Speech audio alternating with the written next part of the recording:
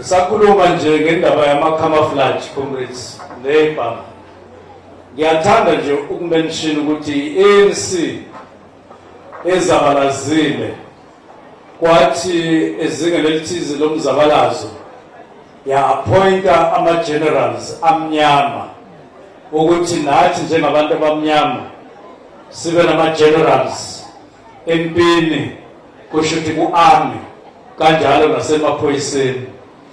Ngesikhathi sizabalaza wonke ama-generals empini kanye nasemaphoyiseni ayemhlophe, uma uba ugeneral uma kwake kwenzeka sesakhohlwa ukuthi ubani kahamba wakwaba ugeneral emnyama ngesikhathi sobandlululo.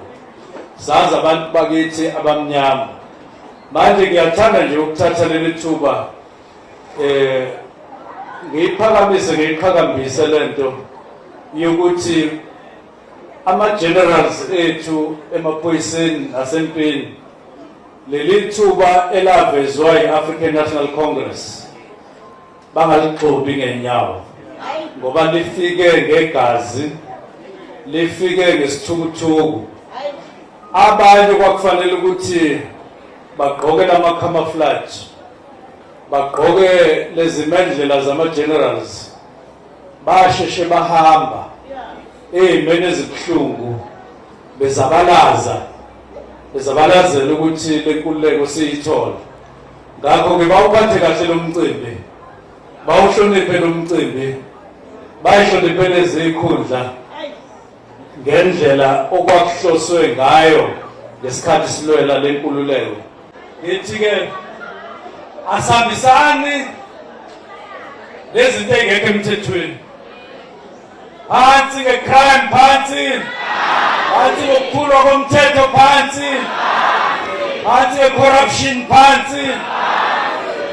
Namanye-ke futhi lelinye-ke icala futhi phakathi-ke eParliament la kuthiwa khona ngaqamba amanga, sazoya-ke khona futhi abhaliwe-ke namanga futhi aqoshiwe, kuyakhulunywa yikuthi nje akasho ukuthi nakaka amanga kulokho kwakhulunywa, kodwa-ke siyaya futhi nakhona sofike nje sicacise kahle ukuthi siyiphendulele.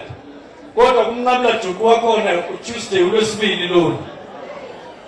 Mina sengibhalile-ke impendulo ngoba kunamafomu agcwaliswa phendula-ke ukuthi sengiphendulile ngabukisisa kahle nginelisekile into engizoyihambisa lapha ukuthi ngizoke ngibone ukuthi ubani engizothi uma eseresivile abuye aqhubeka athi kukhona amanga awabonayo la eselalela, ngoba abantu behlisa isithunzi sepolitiki bahambe bayokhuluma into bengayilalelisisile kahle, bengayizwisile futhi bengayibukisisile kahle ukuthi thini.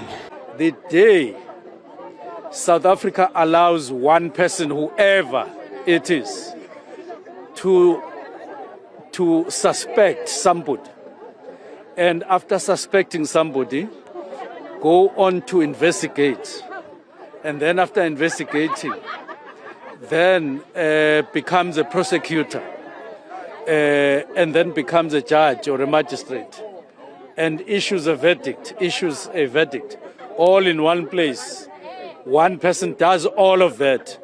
That will be the direct and 100% reversal of what the struggle for justice is about and what South Africa that we are building is about. And that will be the end of all of us in the country. Now, the system of justice in South Africa allows, yes, whoever wants to make whatever allegation against whoever, do so, but then stop and then allow those you are accusing to then have an opportunity to defend themselves or to present themselves and say, yes, I heard this, but it is like this from where I sit, and submit evidence. And that is the South Africa that we want, that we are building. So those who are calling for this and that, those who are and so on, my humble appeal, not because the allegations have something to do with me as well, and much as it is about other institutions and other departments, but I'm saying it is fair to wait for the commission to deliberate 100%. It is for this reason that I support that, and I still support what the president decided on. It's fair and square.